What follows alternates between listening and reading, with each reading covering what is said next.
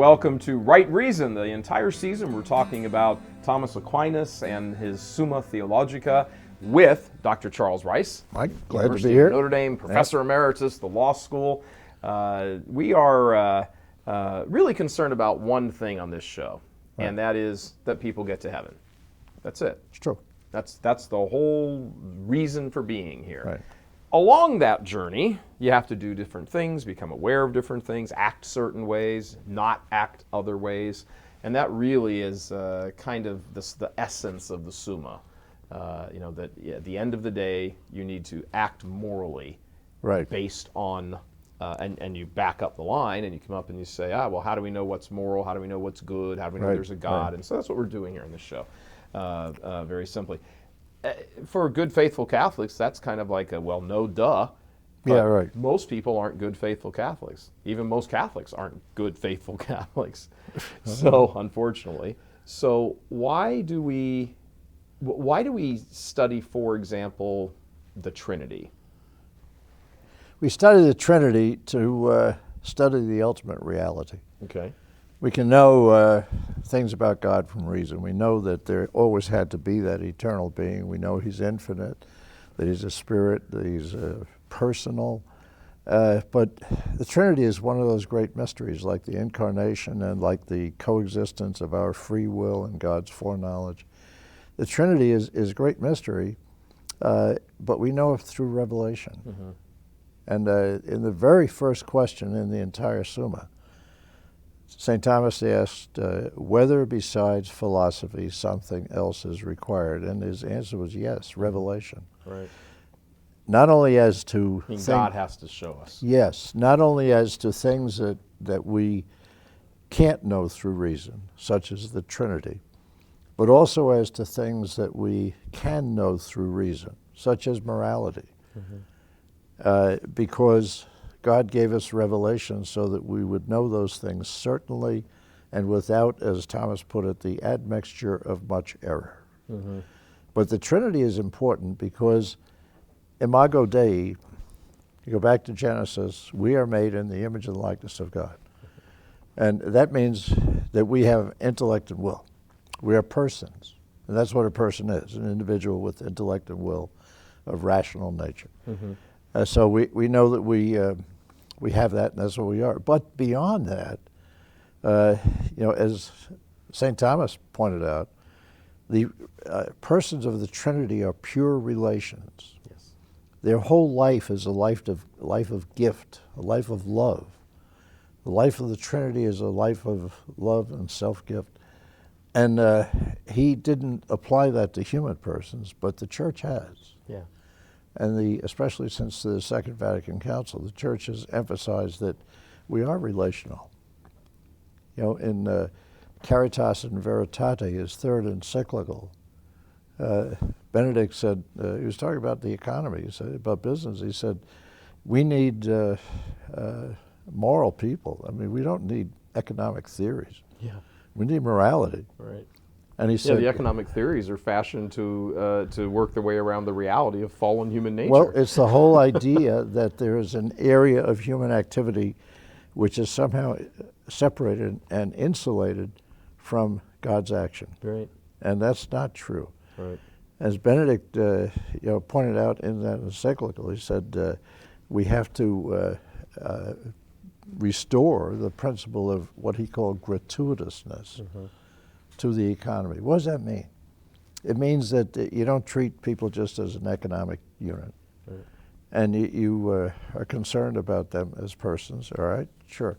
But it goes back to the basic things. What do you mean by gratuitousness?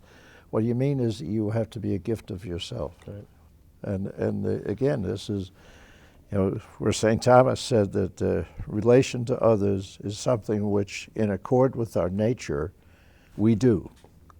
Our nature is to be social, all right? And he said that about the Trinity, that the Trinity is pure relations. He said, as to human persons, we're not pure relations, but rather relation to others is something we do. But now the Church is saying it's something we are. Yeah. All right? It's esse to be instead of agere, to do. Right. And this has a great impact because it gets back to the moral teachings of St. Thomas, where he talks about the inclinations of human nature, including to live in community and to will and to choose. And he talks about the moral judgments that we are required to make in accord with the commandments, and it is back to the question of do we really have an obligation to act in a certain way toward others? Right. And the answer is yes. But it all goes back to who God is, what's He like, and what does it mean that we're made in His image and likeness? What it means is that we fulfill ourselves through the gift of self, through love of God and love of neighbor. And that's totally in accord with St. Thomas. We've been talking for a good part of a season here now on one of the things that came out of this when we talk about God and God's attributes and the relationship within God. Who was, I can't remember the saint who said God is a community in union and a unity in communion. I can't remember who it was that said that, but saint somebody very good. Mike Forrest. No. No, I just have a fashion sense. Right, okay. All right. Do we have... If you say so. Do we have a model within the Trinity that speaks to, as we were talking about earlier, the marriage? Yeah. What do we know? Marriage. I mean, we hear about all. Look, how the whole same-sex marriage thing is threatening to undermine the family and all that. Well, and that's certainly true, but there's kind of a preceding problem here: is that even among people who are not gay or homosexual, marriage has been sort of discarded. It's misunderstood. Right. It's kind of like a revolving door now. Right. Same-sex marriage, I think you could probably say fairly, is just the result of marriage being just, ignored, downplayed, and dismissed. What can we know about marriage from the Trinity, and what can marriage show us about the Trinity? That's great. Let me tell you first about an article that you could find in the Wall Street Journal online back in March 2004. It's by Pastor Donald Sensing, Sensing, of Trinity United Methodist Church in Franklin, Tennessee. And he was opposed to same-sex marriage. But he wrote this article and he said, we're 40 years too late. That this issue was decided with the pill. Yep. That the pill separated union from procreation. It separated the whole idea of marriage from procreation. And he said, if that's the case, why can't Freddie and Harry get married? Sure. If marriage is just a way of making economic relationships.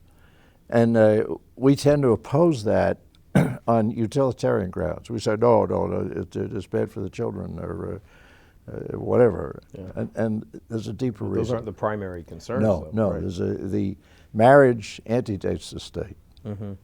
It's Genesis, right? God says not good for man to be alone. He created the family. And marriage is boy and girl. Yeah. All right, in the nature of things. Aristotle agreed with that, all right? So you say, well, what's the essence of marriage? And this is where the teaching of the church is so great. And it's not the kind of thing which is specifically dealt with in its modern implications by St. Thomas, obviously. But it draws on all these principles that he has given us. And marriage is an icon of the Trinity. I'll say that again. It's an icon, an image of the Trinity, in that God has made the decision to depend on us for the creation of new citizens for the kingdom of heaven. And that's an astonishing thought. Yeah. It's a great gift, all right? And he's made the decision. And this is in the teachings of the church, the magisterium. He's made the decision, God has made the decision that he wants human persons to come into existence in imitation of the life of the Trinity, which is a life of love, to come into existence through the conjugal act, which is an act of love, which is an act of total gift. Mm-hmm. Total gift. And Archbishop Chaput, Cardinal, Cardinal. Still Archbishop. That's promotion. He made this very clear, and he said, what contraception does is destroy that gift. Yeah. That through drugs or plugs or whatever, instead of totally giving yourself Mm-hmm. to another, you're saying, I will give you everything except my fertility. All right. I will accept you, but only if you're changed. All right. And you see, it goes back to the Enlightenment, Sure. to the idea that we are isolated individuals, and instead of the total self-gift, it actually reduces the conjugal act to mutual masturbation, Sure because does. there's no communication. Right. In that sense, you're not giving yourself. Mm-hmm. And why is that so important? It's so important because of what St. Thomas is giving us on the nature of the Trinity. Mm-hmm. The nature of the Trinity is gift. The life of God is gift. And we're made the image and likeness of God. And our life is supposed to be gift. And that's not just in terms of the sexual ethic or anything like that. The contraception is really not about sex. It's about the first commandment. Yeah. Who is God? Who's in charge? Right.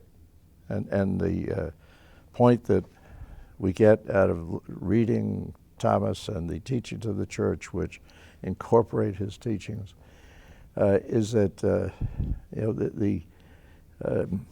God is love, and the human person is made, and the image and likeness of God is made for gift in that sense. And this relates so directly to the modern culture.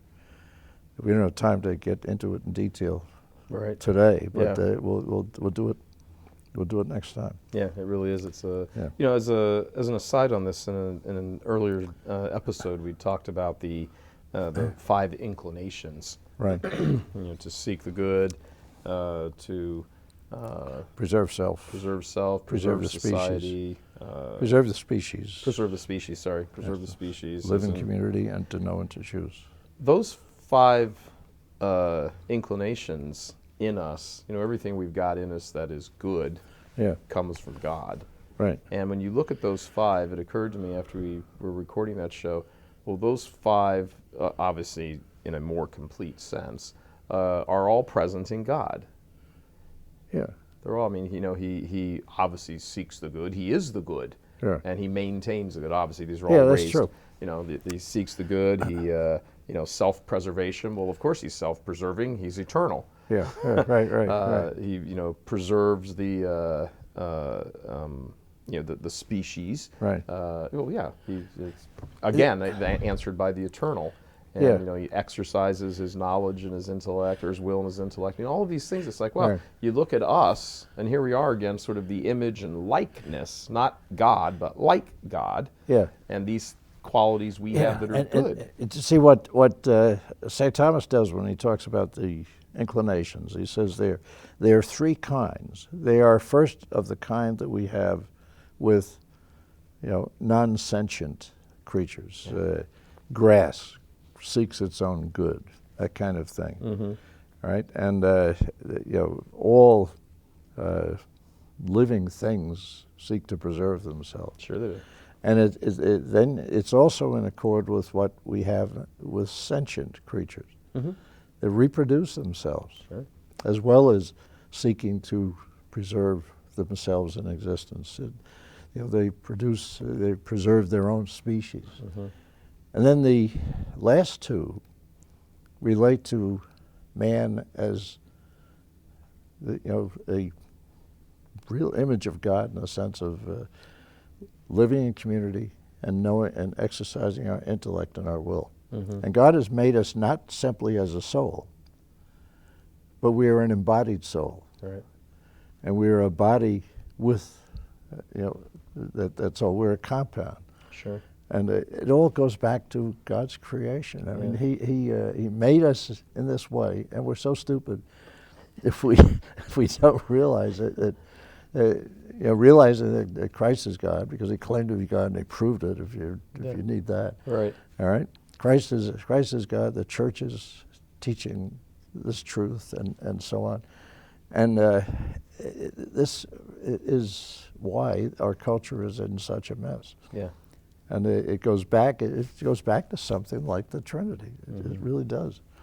Frank Sheed, Yes. used to say that when he'd give these lectures in Hyde Park or wherever it was in London, on a soapbox with people around, they get bored and so on. He said, when I talked about the Trinity, it really got them. Yeah. I mean, Deep calling on deep. Yeah, it really got them. Yeah. And he said, wow, people were interested in that. Yeah. Because he didn't just talk about the copybook discussion of it. He talked about it in terms of God as love. And Yeah, God what is God? Sure. Yeah, and that we're made for the same love. Yeah, when John tells us God is love, Yeah. that's what he's talking about. He's Yeah. talking about a feeling. He's talking about the relationship in the Trinity. Exactly. That's Benedict's first encyclical too. And it's great stuff. Yeah. But we have one more of these. One last one, wrap episode. it up. You got 15 minutes to wrap up everything. Well, yeah, but what I like to do is maybe we can talk a little bit about taking what St. Thomas gives us and applying it to some of the cultural problems today. The madness today. The dictatorship of relativism and all the rest of it. Well, then we will Okay. do that.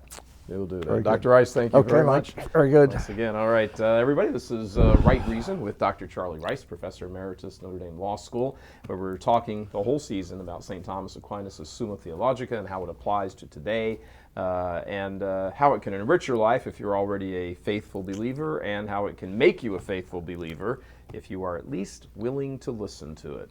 Fair? That's true. Fair? That's true. Yeah. Fair. Michael Voris for ChurchMilitant.tv and Right Reason, and Dr. Rice. God love you.